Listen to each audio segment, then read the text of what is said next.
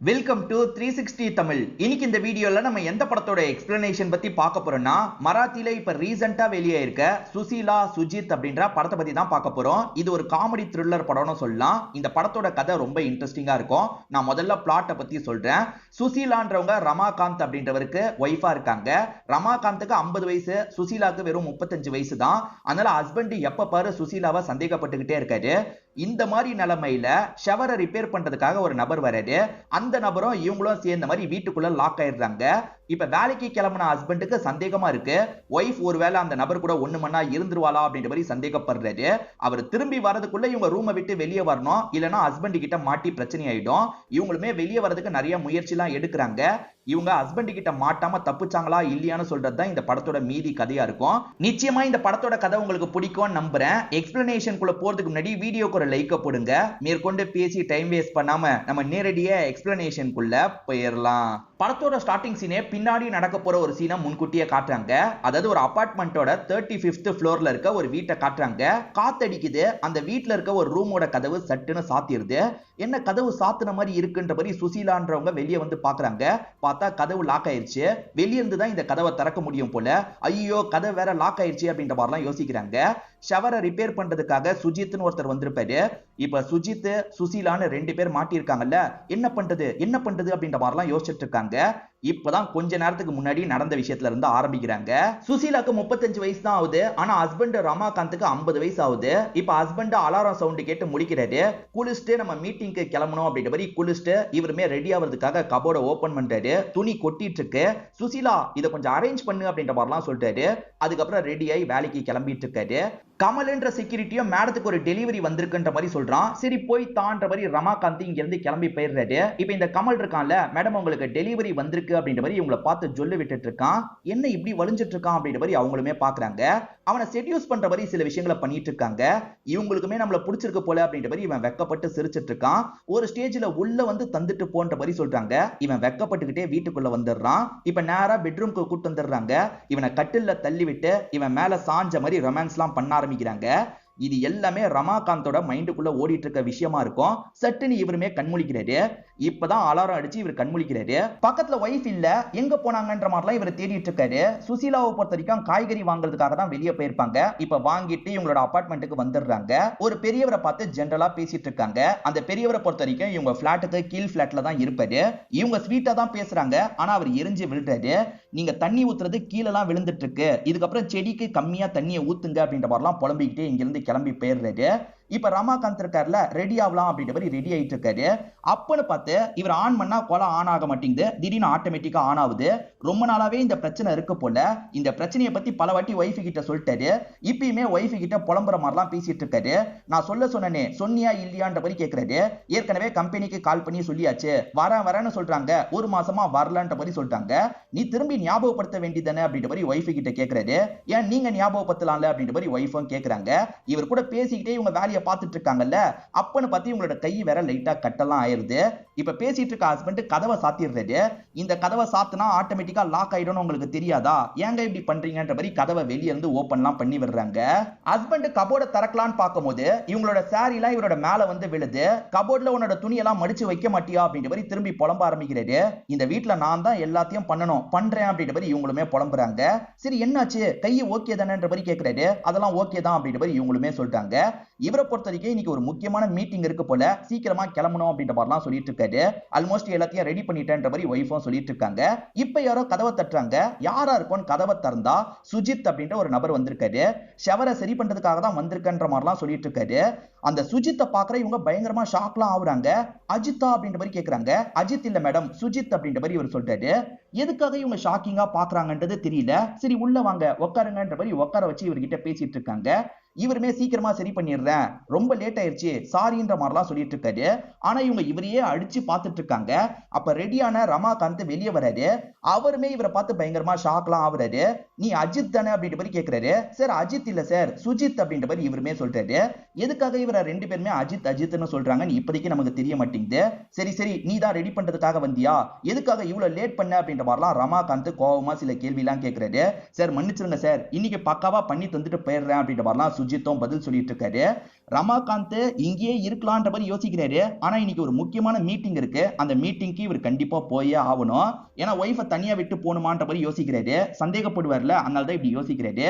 ஆனா மீட்டிங் இருக்குல்ல, நான் போயிட்டு சீக்கிரமா வந்துடுறேன், கால் பண்ணா எடுன்ற மாதிரிலாம் ஒய்ஃபி கிட்ட சொல்லிட்டு இந்த இடத்தை விட்டு இவரும் கிளம்ப ஆரம்பிக்கிறாரு. என்னன்னு தெரியல, சுசீலா இருக்காங்கல்ல, இந்த சுஜித்தை பார்த்து வெக்கப்பட்டுக்கிட்டே இருக்காங்க. வாங்க உங்களுக்கு ரூம் எல்லாம் காட்டுறேன்னு ஒவ்வொரு ரூமா காமிச்சிட்டு இருக்காங்க. எதுக்கு மேடம் ரூம் எல்லாம் காமிச்சிட்டு இருக்கீங்க, எனக்கு பாத்ரூமை காட்டுங்கன்ற மாதிரி சொல்றாரு. சரி சரி காட்டுறேன் வாங்கன்ற மாதிரி இவங்க பாத்ரூம் எல்லாம் போய் காமிச்சிட்டு இருக்காங்க. இந்த சமயம் ரமாகாந்த் கார் எடுத்து கிளம்பிட்டு இருக்காரு. வாசல்ல உட்காந்து அந்த கமல்ன்ற செக்யூரிட்டி இருக்காருல, பான் பராக்லாம் போட்டுட்டு இருக்காரு. வேலை டைம்ல இப்படிதான் பான் பராக்லாம் போடுவியா, இந்த மாதிரிலாம் பண்ணாதரா அப்படின்ற மாதிரிலாம் திட்டிட்டு இருக்காரு. கனவுல விபரீதமா வந்தது இல்ல, அதனால தான் கமல் கிட்ட கோவப்பட்டு இருக்காரு. இப்ப சுசீலாவும் ஷவர்லாம் இருக்கிற இடத்துக்கு கூட்டு வந்துடுறாங்க. திடீர்னு ஆன் பண்ணா தண்ணி வருது, திடீர்னு ஆன் பண்ணா தண்ணி வர மாட்டேங்குது அப்படின்ற மாதிரிலாம் சொல்றாங்க. இவருமே செக் பண்ணி பாக்குறாரு, ப்ராப்ளம் இருக்கிறது தெரியுது. சின்ன ப்ராப்ளம் தான் மேடம், சரி பண்ணிடலாம் அப்படின்ற மாதிரிலாம் இவங்க கிட்ட பேசிட்டு இருக்காரு. இப்படி பேசிட்டு இருக்கும் போது காத்து பலமா அடிக்குது. அப்ப கதவு சாத்துற மாதிரி சவுண்ட் கேக்குது. என்ன கதவு சாத்துற மாதிரி சவுண்ட் கேக்குதுன்னு பாக்குறதுக்காக ரெண்டு பேருமே வெளியே வராங்க. பார்த்தா அந்த கதவு லாக் ஆயிருது. இதுக்கப்புறம் என்ன பண்றதுன்னு யோசிக்கும் போதுதான் படத்தோட டைட்டில போடுறாங்க. இப்ப கதவு சாத்திருச்சுல, இவர் என்ன பண்றாருன்னா சுசீலாவை பின்னாடி இருந்து அப்படியே கிஸ் பண்றாரு. சுசீலாவும் வெக்கப்பட ஆரம்பிக்கிறாங்க. அப்படியே ரெண்டு பேருமே இந்த இடத்துல ஒண்ணு மண்ணா இருக்க ஆரம்பிக்கிறாங்க. இது எல்லாமே ரமாகாந்துக்கு கனவா வந்திருக்கும். சட்டுன்னு கனவுல இருந்து முழிக்கிறாரு. என்னாச்சுன்னு டிரைவர் கேக்குறாரு. அதெல்லாம் ஒண்ணு இல்லன்னு ரமாகாந்த் சொல்றாரு. இப்ப யாடகூடமா ஒரு டிராபிக்ல மாட்டிருக்காரு. திரும்பி வீட்டுக்கு போலான்னு கூட யோசிக்கிறாரு. ஆனா திரும்பி வீட்டுக்குலாம் போக முடியாது சார், மீட்டிங்க்கு தான் போறது பெஸ்ட்ன்ற மாதிரி டிரைவர் சொல்றாரு. சரி சரி எப்படியாவது சீக்கிரமா மீட்டிங்க்கு போ அப்படின்ற மாதிரி இவருமே அர்ஜென்ட் படுத்திட்டு இருக்காரு. இப்போ ஒய்ஃபுக்கு கால் பண்ணலான்னு பார்த்தா போன் வெளியே இருக்கும். அதனால ஹஸ்பண்டோட காலை அவங்களால எடுக்க முடியல.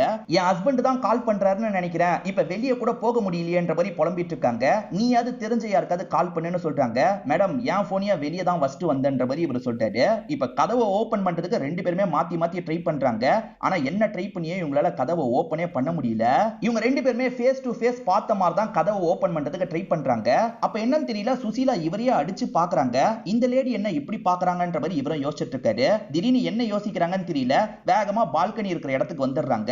இங்க இருந்து கத்தி ஹெல்ப் கேட்கலான்ற மாதிரி கத்த ஆரம்பிக்கிறாங்க. நாங்க மாட்டிக்கிட்டோம் காப்பாத்துங்க, நாங்க மாட்டிக்கிட்டோம் காப்பாத்துங்கன்ற மாதிரிலாம் கத்துறாங்க. ஆனா யார்கிட்ட இருந்தும் ரெஸ்பான்ஸ் வர மாட்டேங்குது. இவங்க கத்துறது பெருசா கேட்கல போல. இப்ப இவருமே சப்போர்ட் பண்றதுக்காக வந்துடுறாரு. சேர்ந்து கத்தலாம் அப்படின்ற மாதிரி 1 2 3 ஆரம்பிக்கிறாரு. அதுக்குள்ளேயே அவங்க முன்னாடியே கத்திடுறாங்க. இல்ல மேடம் ஈக்குவலா கத்தலாம்னு சொல்லிட்டாரு. இப்படி ரெண்டு பேருமே நிறைய சொதப்பெல்லாம் பண்ணி ஒரு ஸ்டேஜ்ல ஈக்குவலா கத்துறாங்க. அப்பயுமே எந்த ஒரு ரெஸ்பான்ஸும் கிடையாது. இப்ப என்ன பண்றது அப்படின்ற மாதிரி திரும்பி யோசிக்கிறாங்க. நெட்ல லாக்க ஓபன் பண்றதுக்கு வழி இருக்கும், நீங்க நெட்ல சர்ச் பண்ணி பாருங்கன்ற மாதிரி சொல்றாரு. இவங்களுமே இந்த மாதிரி லாக் ஆயிடுச்சுன்னா எப்படி ஓபன் பண்றது அப்படின்ற மாதிரி யூடியூப்ல சர்ச் பண்றாங்க. இப்படி மாட்டிக்கிட்டீங்கன்னா ஒரு ட்ரிக் இருக்குன்ற மாதிரி ஒரு நபர் சொல்ல ஆரம்பிக்கிறாரு. முதல்ல ஏசியை நல்ல கூலிங்ல வச்சுக்கோங்கன்னு சொல்றாரு. ஏசி எதுக்கு கூலிங்ல வைக்க சொல்றாரு, சரி வைப்போன்ற மாதிரி இவங்களும் ஏசியை கூலிங்ல வச்சிடுறாங்க. அதுக்கப்புறம் என்ன சொல்றாருன்னா, கதவெல்லாம் திறக்கிறது அவ்வளவு சாதாரண விஷயம் கிடையாது, யாரையாவது கூப்பிட்டு தான் பாக்குற மாதிரி இருக்கும், அது வரைக்கும் ஏசி ரூம்ல படுத்து ரெஸ்ட் எடுங்கன்ற மாதிரி அவர் வீடியோவை முடிக்கிறாரு. அட பாவி, இதுதான் நீ சொல்ல வந்த ட்ரிக்கான்ற மாதிரி இவங்களுமே பயங்கரமா கோவப்பட்டு இருக்காங்க. சரி சரி வேற வீடியோ வச்சு பாருங்கன்ற மாதிரி இந்த சுஜித் சொல்றாரு. இவங்களுமே வேற ஒரு பொண்ணோட வீடியோவை வைக்கிறாங்க. அந்த பொண்ணு எக்ஸ்பிளைன் பண்ணிட்டு இருக்கும் போது கேமரா இருக்கு பாத்தீங்களா, அப்பப்ப சாஞ்சிருது. அந்த பொண்ணு செல்ஃபா தான் இந்த வீடியோவை எடுத்துட்டு இருக்கா போல. அவ சொல்லிட்டு இருக்கும் போதே கேமரா சாயுது. அவ வீடியோவை கட் பண்ணாம அந்த இடத்துக்கு வந்து கேமராவெல்லாம் சரி பண்ணிட்டு இருக்கா. ஒரு ஸ்டேஜ்ல ஒரு ட்ரிக் இருக்குன்ற மாதிரி சொல்றா. எக்ஸ்ரேக்கு ஒரு ரிப்போர்ட் மாதிரி தருவாங்க பாத்தீங்களா, அந்த ரிப்போர்ட்டை கதவு கிட்ட வச்சு நீங்க இழுத்தீங்கன்னா கதவு ஓபன் ஆயிடும்னு சொல்றா. இவ ஏதோ ஒரு ட்ரிக் சொல்றால, பயன்படுத்தி பார்க்கலாம்னு யோசிக்கிறாரு. ரிப்போர்ட்டை எடுத்து தாங்கன்ற மாதிரிலாம் இவங்க கிட்ட கேக்குறாரு. இந்த ரூம்லயே ரிப்போர்ட் இருக்குன்னு எடுத்து தந்துடுறாங்க. அந்த பொண்ணு மாதிரி ட்ரை பண்றாரு. ஆனா ரிப்போர்ட் தான் கிழியுது, கதவு ஓபன் ஆக மாட்டேங்குது. இப்ப ரிப்போர்ட்டை அந்த கபோர்ட்ல இருந்து எடுத்ததுனால துணி எல்லாமே கலைஞ்சிருது. துணியாவது மடிக்கலான்னு இவங்க மடிச்சிட்டு இருக்காங்க. மேடம் நானும் ஹெல்ப் பண்றேன் அப்படின்ற மாதிரி இவருமே பக்கத்துல வந்து ஹெல்ப் பண்றாரு. டக்கு டக்குன்னு மடிக்கிறாரு. பரவாயில்ல நீ நல்லாவே துணியெல்லாம் மடிக்கிற, உன் வைஃப் லக்கின்ற மாதிரி சொல்றாங்க. மேடம் எனக்கு இன்னும் கல்யாணமே ஆகல, நான் சிங்கிள்னு சொல்றாரு. ஓஹோ சிங்கிளா அப்படின்ற மாதிரி இவங்களுமே சிரிக்கலாம் செஞ்சுட்டு இருக்காங்க. இப்ப ரமாகாந்த் இருக்காரு பாத்தீங்களா, அஜித்ன்ற ஒரு நபரோட போட்டோவை பாக்குறாரு. அவர் அச்சஸ் எல்லாம் இந்த சுஜித் மாதிரியே இருக்காரு. இந்த அஜித் யாரு என்னன்னு தெரியல. இவர் போட்டோவை பார்த்துட்டு இருக்கும் போது ரமாகாந்தோட அசிஸ்டன்ட் பொண்ணு வந்துடுறாங்க. சார் என்ன சார் ஆச்சு, மீட்டிங்க்கு டைம் ஆயிடுச்சு சார், நீங்க ப்ரிப்பேர் பண்ணலையான்ற மாதிரி கேக்குறாங்க. நீ போமா நான் ப்ரிப்பேர் பண்றேன்னு சொல்றாரு. இப்ப இந்த இடத்துல சுஜித் இருக்காரு பாத்தீங்களா, ஏதாவது வழியை கண்டுபிடிச்சு வெளியே போகணும் அப்படின்ற மாதிரிலாம் ட்ரை பண்ணி பார்த்துட்டு இருக்காரு. டயர்டான சுசீலா என்ன பண்றாங்கன்னா, நெட்ல இருக்க ஒரு வீடியோ வச்சு பாக்குறாங்க. ஒரு கிரைம் ஷோவை தான் பார்த்துட்டு இருக்காங்க போல. இப்போ ஒரு பொண்ணு விறகு கட்டையெல்லாம் எடுத்துட்டு போயிட்டு இருக்காங்க. அந்த வழியா ஒரு நபரு இந்த பொண்ணை தடுத்து பிரச்சனை எல்லாம் பண்ணிட்டு இருக்காரு. ஏ சுசீலா, உன்னை நான் விட மாட்டேன், உன்கிட்ட எல்லை மீறேன் பாரு அப்படின்ற மாதிரி எல்லை மீறி அந்த பொண்ணு கிட்ட நடந்துட்டு இருக்காரு. இவங்களோட பேரும் சுசீலா தானே, இவங்களுமே அவரை பார்த்து பயந்துட்டு இருக்காங்க. இப்ப சட்டுன்னு பக்கத்துல இருக்க சுஜித்தை பார்த்தோன்னே இவர் ஏதாவது பண்ணிட போறாருன்னு பயம் வந்துருது போல. பயத்துல கத்த ஆரம்பிச்சிடுறாங்க. என்னங்க ஆச்சு, எதுக்கு திடீர்னு கத்துறீங்க அப்படின்ற மாதிரி இவருமே கேக்குறாரு. இப்ப சுஜித்தோட அம்மாவை நமக்கு காட்டுறாங்க. காய்கறி நறுக்கிக்கிட்டே இவங்க ஜோசியம் சொல்றவர்தெல்லாம் கேட்டுட்டு இருக்காங்க. இவருமே ஒரு ராசியை பத்தி சொல்ல ஆரம்பிக்கிறாரு. இது என் பையனோட ராசின்ற மாதிரி அம்மாவும் ஆர்வமா கேட்க ஆரம்பிக்கிறாங்க. இந்த ராசியை சேர்ந்தவங்க இன்னைக்கு ஒரு பெரிய பிரச்சனையில மாட்ட போறாங்க. அந்த பிரச்சனையில மாட்டிட்டா உயிரே போறதுக்கான வாய்ப்பு கூட இருக்குன்ற மாதிரிலாம் சொல்லிட்டு இருக்காரு. என்ன இப்படி சொல்றாரு, மேற்கொண்டு கேட்கலான்னு பார்த்தா அதுக்குள்ள விளம்பரத்தை போட்டுறாங்க. அம்மாக்கு பயம் வருது. அம்மா உடனே பையன் நம்பருக்கு கால் பண்றாங்க. சுஜித் போன் தான் வெளியே இருக்குல்ல, அம்மாவோட காலை எடுக்க மாட்டாரு. இதனால அம்மாக்கு பயம் வந்துருது. அந்த ஜோஷியருக்கு கால் பண்ணலான்ற மாதிரி வேகமா ஜோஷியருக்கு கால் பண்ணிடுறாங்க. அவரும் யாரு என்னன்ற மாதிரிலாம் அட்டன் பண்ணி பேசிட்டு இருக்காரு. நீங்க இந்த ஷோல பேசினது என்னன்றதை எனக்கு முழுசா தெரிஞ்சுக்கணும். இப்ப விளம்பரம் போயிட்டு இருக்கு, நீங்க சீக்கிரமா சொல்லுங்கன்ற மாதிரிலாம் கேக்குறாங்க. இவருமே அந்த ஷோல என்ன சொன்னாரோ அதே விஷயத்த சொல்லிட்டாரு. அதுலயே அவருக்கு பாதி மறந்துருது. யோசிச்சு யோசிச்சு சொல்லிட்டு இருக்காரு. அப்ப என்னோட பையனுக்கு ஆபத்து இருக்கு, என் பையனை எப்படியாவது காப்பாத்தணும் அப்படின்ற மாதிரி இந்த லேடி பேசிட்டு இருக்காங்க. ஏதோ பைத்தியம் போல அப்படின்ற மாதிரி இவருமே காலெல்லாம் கட் பண்ணிடுறாரு. அம்மா ரொம்ப பயப்படுறாங்க. பையனை காப்பாத்துறதுக்கு கிளம்பணும்ன்ற மாதிரி கிளம்புறாங்க. இப்ப சுசீலா இருக்காங்கல்ல, parallel யூனிவர்ஸ்ல இப்ப நம்ம என்ன பண்ணிட்டு இருக்க வாய்ப்பு இருக்குன்ற மாதிரி கேக்குறாங்க. parallel யூனிவர்ஸா அப்படின்னா என்னன்ற மாதிரி இவர் புரியாம கேக்குறாரு. நம்ம இங்க இருக்கோம்ல, அதே மாதிரி வேற ஒரு இடத்துலயும் வேற ஏதாவது தொழில் பண்ணிட்டு இருப்போம், அதுதான் parallel யூனிவர்ஸ் அப்படின்ற மாதிரிலாம் சொல்றாங்க. இப்ப ரமாகாந்த் இத பத்தியே தான் யோசிச்சுட்டு இருக்காரு. ஒய்ஃபுக்கு திரும்ப திரும்ப கால் பண்றாரு. அவங்க போனை எடுக்கவே மாட்டாங்க. இவர் போனை யூஸ் பண்ணலான்னு பார்த்தா மனைவி துரோகம் பண்ணிட்டாங்கன்ற மாதிரி நியூஸா வந்துட்டு இருக்கு. இப்ப இவருமே கற்பனையில சில விஷயங்களை யோசிச்சு பாக்குறாரு. அது என்னன்னா, சுசீலா குளிக்கிற மாதிரி பண்ணிட்டு இருக்காங்க. அப்ப இவருமே அந்த இடத்துக்கு வந்து சுசீலா கூட ரொமான்ஸ் எல்லாம் பண்ணிட்டு இருக்காரு. ஹஸ்பண்டுக்கு இந்த மாதிரி தப்பு தப்பாலாம் தோணிட்டு இருக்கு. என்ன பண்றதுன்னு தெரியாம ஹஸ்பண்ட் முழிச்சிட்டு இருக்காரு. உண்மையில இந்த இடத்துல சுஜித் என்ன பண்றாருன்னா, பாத்ரூம் கதவு வழியா வெளியே போக முடியுமான்னு ட்ரை பண்றாரு. அந்த இடத்துல ஜிங்கா கோல்டு டேப்லெட்லாம் இருக்கு. என்ன ஜிங்கா கோல்டு டேப்லெட் இருக்குன்ற மாதிரி இவர் பார்த்துட்டு இருக்காரு. இப்ப இவங்களுமே வந்து இந்த விஷயத்தை கவனிச்சிடுறாங்க. என் ஹஸ்பண்ட் வச்சிருப்பாரா இருக்கும், அதை அதே இடத்துல வச்சிருன்ற மாதிரி சொல்றாங்க. சரின்ற மாதிரி ஏத்துக்கிறாரு. இப்ப சுசீலா திடீர்னு கத்திக்கிட்டே வராங்க. எனக்கு ஒரு சூப்பர் ஐடியா கிடைச்சிருக்கு, வெளியே வான்ற மாதிரி சொல்றாங்க. ஒரு பக்கெட்ல ஹெல்ப்ன்ற மாதிரி நம்பர் எழுதி வச்சிருக்காங்க. அதாவது இவங்களோட பிளாட் நம்பர் இருக்குல்ல, அதை எழுதி வச்சிருக்காங்க. இதை இங்க இருந்து போடலாம், கண்டிப்பா ஹெல்ப் கிடைச்சிரும்ன்ற மாதிரி சொல்றாங்க. நல்ல ஐடியான்ற மாதிரி இவரும் சொல்லிட்டாரு. இப்ப போடலான்னு பார்த்தா அது கீழே போய் விழாம ரொம்ப தள்ளி போய் விழுந்துருது. பிளாஸ்டிக்ல அதனால காத்துல பறந்து போயிருது. இப்ப என்ன பண்றது அப்படின்ற மாதிரி யோசிச்சுட்டு இருக்காங்க. அப்ப இவருமே பக்கத்துல இருக்க பூந்தொட்டியை பாக்குறாரு. இது வெயிட்டா இருக்கு, இதுல எழுதி போடலான்ற மாதிரி சொல்றாரு. இத போய் வேஸ்ட் பண்ணுமா அப்படின்ற மாதிரி இவங்க யோசிக்கிறாங்க. சரி போடலான்ற மாதிரி போடுறாங்க. அது கீழே போய் விழுறதுக்கு முன்னாடி கீழ் ஃப்ளோர்ல இருக்க பெரியவர் தலையில பொத்துன்னு விழுந்துருது. அவரோட செடிக்கு தண்ணி ஊத்த வரும்போது தலையிலேயே பட்டுது போல. ஐயோ பெரியவருக்கு என்ன ஆச்சுன்னு தெரியலையே அப்படின்ற மாதிரி இவங்க ரெண்டு பேருமே பயப்படுறாங்க. இப்போ ஒரு லேடியுமே கம்ப்ளைண்ட் கொடுக்கறதுக்காக ஸ்டேஷனுக்கு வந்திருக்காங்க. இவங்க சொல்றதெல்லாம் வச்சு பார்க்கும்போது இவங்க குழந்தை காணாம போயிருச்சு போல அப்படின்ற மாதிரி போலீஸ் பயப்படுறாரு. ஆனா அதுக்கப்புறம் தான் அவங்க நாய் காணாம போயிருக்குன்னு சொல்றாங்கன்னு புரிய வருது. பயங்கரமா டென்ஷன் ஆயிடுறாரு. 24 மணி நேரம் கழிச்சு தான் எங்களால கம்ப்ளைண்டே எடுக்க முடியும், 24 மணி நேரம் ஆகல, அதனால இப்ப போயிட்டு வாங்கன்ற மாதிரி அனுப்பி விடுறாரு. இப்படி இவர் பேசுறதெல்லாம் நம்ம ஹீரோவோட அம்மா கவனிச்சிடுறாங்க. ஓஹோ 24 மணி நேரம் ஆனாதான் விசாரிப்பாங்க போலன்ற மாதிரி யோசிக்கிறாங்க. இப்ப அடுத்ததா இவங்க பேசுறதுக்காக வராங்கல்ல, இவங்க என்ன சொல்றாங்கன்னா, என் பையன் காணாம போய் 25 மணி நேரம் ஆகுது, சீக்கிரமா கண்டுபிடிச்சு தாங்கன்ற மாதிரிலாம் சொல்றாங்க. இவங்க ரெண்டு பேருமே அந்த பெரியவரை கூப்பிட்டுக்கிட்டே இருக்காங்க. அவர்கிட்ட அசைவே வர மாட்டேங்குது. இப்ப இவர் மேல தண்ணி இருக்கிறதுனால இவர் அச்சுன்னு தும்பிக்கிட்டே இருக்காரு. நம்ம முதல்ல இந்த தண்ணி எல்லாம் கிளீன் பண்ணோம், வேற ட்ரெஸ் மாத்தணும், நீ வேற ட்ரெஸ் மாத்திக்கோ, நானும் மாத்துறேன்ற மாதிரி இவங்களுமே பாத்ரூம்குள்ள வந்துடுறாங்க. ட்ரெஸ் எல்லாம் சேஞ்ச் பண்ணிட்டு இருக்காங்க. இப்ப தேவையான பொருள் எல்லாம் எடுத்துட்டு இவங்க வெளியே வரும்போது அவர் அப்பதான் ட்ரெஸ் மாத்திட்டு இருக்காரு. லைட்டா இவங்க பாத்துறாங்க. சாரின்ற மாதிரி சொல்றாங்க. பரவாயில்லன்ற மாதிரி ஏத்துக்கிறாரு. அவங்கள பொறுத்த வரைக்கும் தொடப்ப மாதிரி ஒண்ணு கொண்டு வராங்க. அது மூலியமா கீழ இருக்க பெரியவரை எழுப்புறதுக்கு இவங்க ட்ரை பண்றாங்க. என்னதான் இவங்க எழுப்புறதுக்கு ட்ரை பண்ணாலும் அவர் எந்திரிக்கவே மாட்டாரு. செத்துக்கிட்டு போயிட்டாரா அப்படின்ற மாதிரி உங்களுக்கு பயம் வருது. இப்ப சுசீலாவும் சுஜித்தும் ரொமான்ஸ் எல்லாம் பண்ணிட்டு இருக்காங்க. இந்த மாதிரி திரும்ப ஹஸ்பண்டுக்கு தான் தோணி இருக்கும். ஹஸ்பண்ட் கொஞ்சம் அப்செட்டா இருக்கும் போது பிஏவும் கவனிக்கிறாங்க. சார் உங்களுக்கு என்ன சார் ஆச்சு, ஏன் சார் இப்படி இருக்கீங்க, அந்த மீட்டிங் நினைச்சு டென்ஷனா இருக்கீங்களான்ற மாதிரி கேக்குறாங்க. அதெல்லாம் ஒண்ணே இல்ல, நான் மீட்டிங்க்கு வந்துடுறேன், நீ கிளம்பு அப்படின்ற மாதிரி இவங்களை அனுப்பி வச்சிடுறாரு. இப்போ உடனே கீழ இருக்க செக்யூரிட்டிக்கு கால் பண்ணிட்டாரு. அந்த செக்யூரிட்டி கிட்ட உடனே போய் என்னோட பிளாட்டை செக் பண்ணி சொல்லுன்ற மாதிரிலாம் சொல்லிட்டாரு.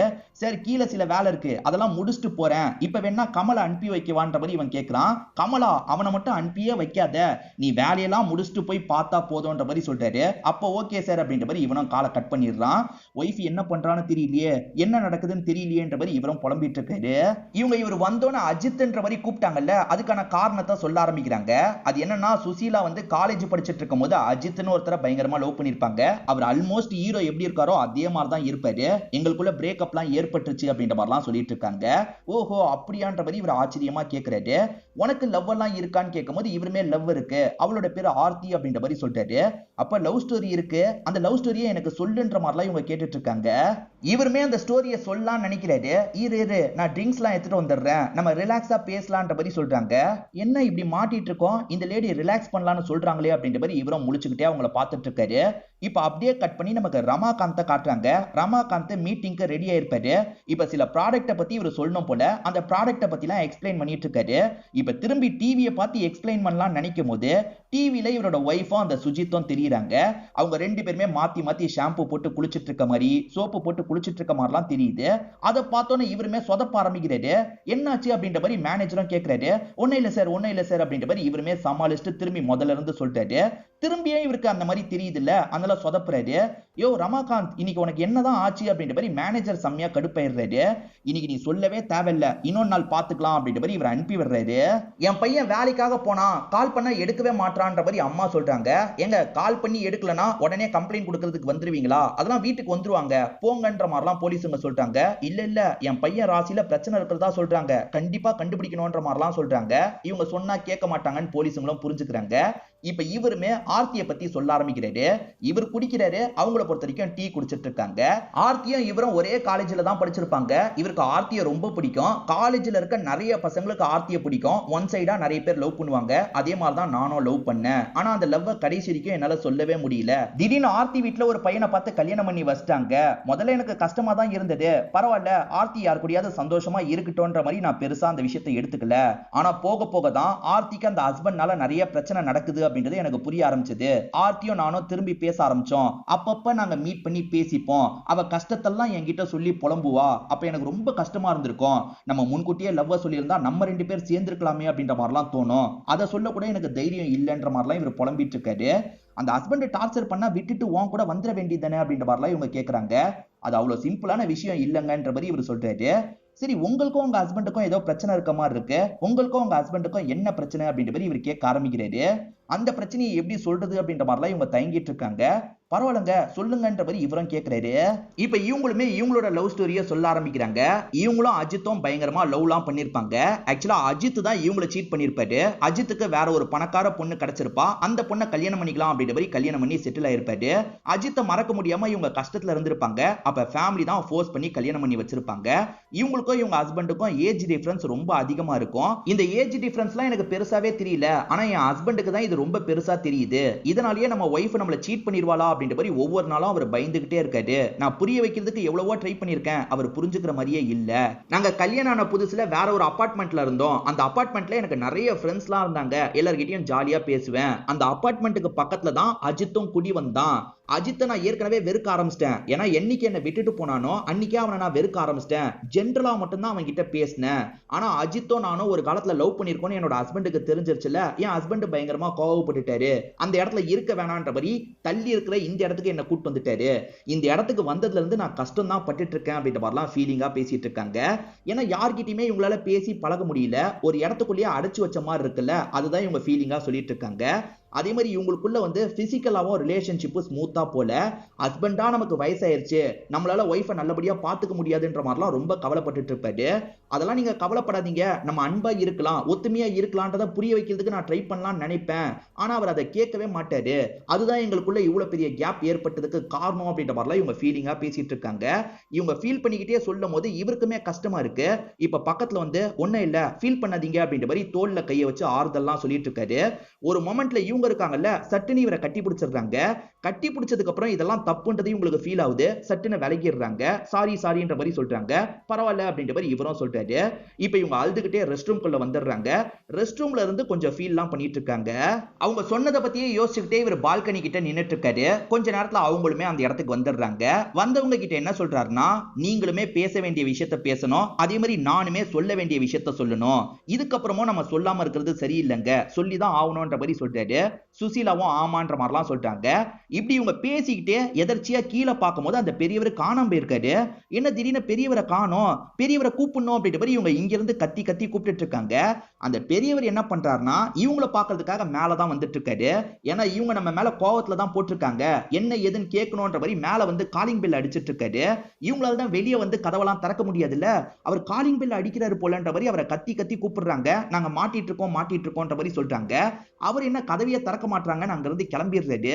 ஐயோ இவர் கிளம்பிட்டாரே, இப்ப என்ன பண்றது அப்படின்ற மாதிரிலாம் இவங்க முழிச்சிட்டு இருக்காங்க. அந்த பெரியவர் அசோசியேஷன்ல கம்ப்ளைண்ட் பண்றதுக்காக தான் போயிட்டு இருக்காரு. இப்ப கார்ல ஒருத்தர் போயிட்டு இருக்கும் போது நிறுத்தி இவரும் பேச ஆரம்பிக்கிறாரு. மேல் வீட்டு லேடி சுசீலா இருக்கால, என் மேல ஒரு பூந்தொட்டிய போட்டுட்டா, கொஞ்சம் மிஸ் ஆயிருந்தா என்னோட உயிரே போயிருக்கும்.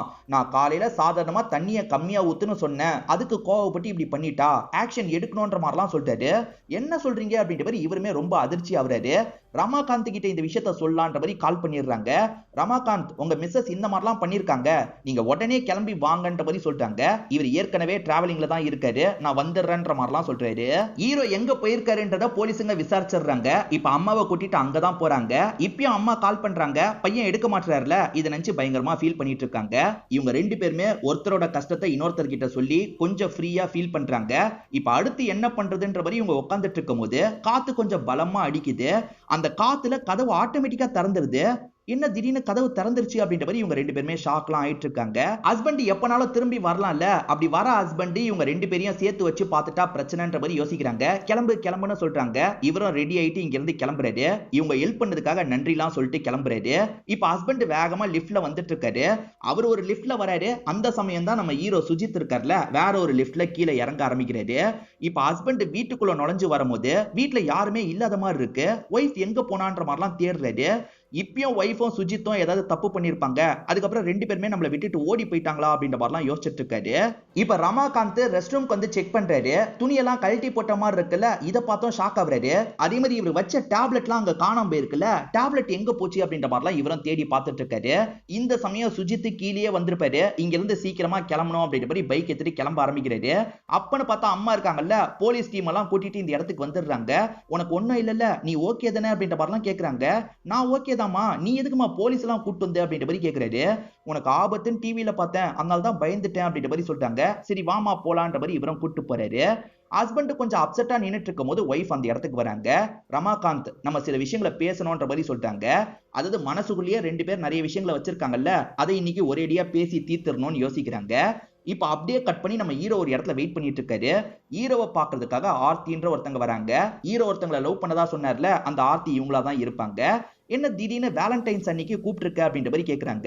இன்னைக்கு வேலண்டைன்ஸ் டேவா, நான் அதெல்லாம் யோசிக்கல, சாரின்ற மாதிரிலாம் சொல்றாரு. சரி பதட்டப்படாத, எதுக்காக கூப்பிட்டேன்ற மாதிரி இவங்க கேக்குறாங்க. இவருமே மனசுல இருக்க விஷயத்த சொல்லிடலாமான்னு யோசிக்கிறாரு. ஃப்ரெண்டு மாதிரி பழகிட்டு இருக்குமே, அந்த ஃப்ரெண்ட்ஷிப் போயிடுமான்ற மாதிரி லைட்டா பயமும் இருக்கு. ஒரு ஸ்டேஜ்ல இவருமே தைரியத்தை வர வச்சு ஐ லவ் யூன்ற மாதிரி சொல்றாரு. இதை கேட்கறவங்க முதல்ல ஷாக் ஆகுறாங்க, ஆனா அதுக்கப்புறம் சந்தோஷம் தான் படுறாங்க.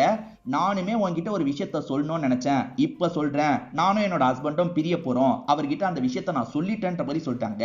ஏன்னா டாக்ஸிக்கான ஒரு லைஃப் தான் ஹஸ்பண்ட் கூட சேர்ந்து இவங்க வாழ்ந்துட்டு இருக்காங்க. அவரை டைவர்ஸ் பண்ணிட்டு இவங்க கூட திரும்பி சேர்ந்தா என்னன்ற மாதிரிலாம் யோசிக்க ஆரம்பிச்சிடுறாங்க. ரொம்ப நாளாவே ஆர்த்திக்கு இந்த விஷயம் தோணிட்டு தான் இருந்திருக்கும். ஆனா இவர் தைரியமா முதல்ல ப்ரொபோஸ் பண்ணாதானே அந்த முடிவை எடுக்க முடியும். அதனால தான் இவங்களும் தள்ளி போட்டுட்டு இருந்திருப்பாங்க. பரவாயில்ல இப்பயாவது சொன்னியேன்னு சந்தோஷப்படுறாங்க. இப்ப இவரோட பேகை எடுக்கும் போது அதுக்குள்ள அந்த ஜிங்கா கோல்டு டேப்லெட் இருக்கு. இது என்ன டேப்லெட் அப்படின்ற மாதிரிலாம் இவங்க ஷாக் ஆயிட்டு இருக்காங்க. இது ஏன் டேப்லெட் இல்ல, சுசீலா வீட்டு டேப்லெட்னு சொல்லிட்டாரு. சுசீலாவா, அது யாருன்ற மாதிரி இவங்க கேக்குறாங்க. அது பெரிய கதை அப்படின்ற மாதிரி இவருமே நடந்த எல்லா விஷயத்தையும் சொல்லிட்டாரு. அதாவது வீட்டுல மாட்டினது, அவங்க கிட்ட பேசினது மூலியமா ஒரு தெளிவு கிடைச்சது இல்ல, அதை பத்திலாம் இவர் சொல்லிட்டு இருக்காரு. ஓஹோ இதுதான் விஷயமான்ற மாதிரி இவங்களும் ஆச்சரியமா கேக்குறாங்க. இதோடையே இந்த படத்தோட கதையை முடிச்சிடுறாங்க. இவரோட ட்ராக் கிளியர் ஆயிருது, அந்த இடத்துல சுசீலாவோட ட்ராக்கும் கிளியர் ஆயிருச்சுன்ற மாதிரி நமக்கு காமிச்சுதான் படத்தோட கதையை முடிக்கிறாங்க. நிச்சயமா இந்த படத்தோட கதையும் என்னோட எக்ஸ்பிளனேஷனும் உங்களுக்கு பிடிச்சிருக்கும்னு நம்புறேன். இந்த வீடியோ உங்களுக்கு பிடிச்சிருந்ததுன்னா லைக் பண்ணுங்க, கமெண்ட் பண்ணுங்க, மறக்காம 360 தமிழ் சேனலை சப்ஸ்கிரைப் பண்ணுங்க. தொடர்ச்சியா இந்த மாதிரி வீடியோக்கள் வந்துகிட்டே தான் இருக்கும்.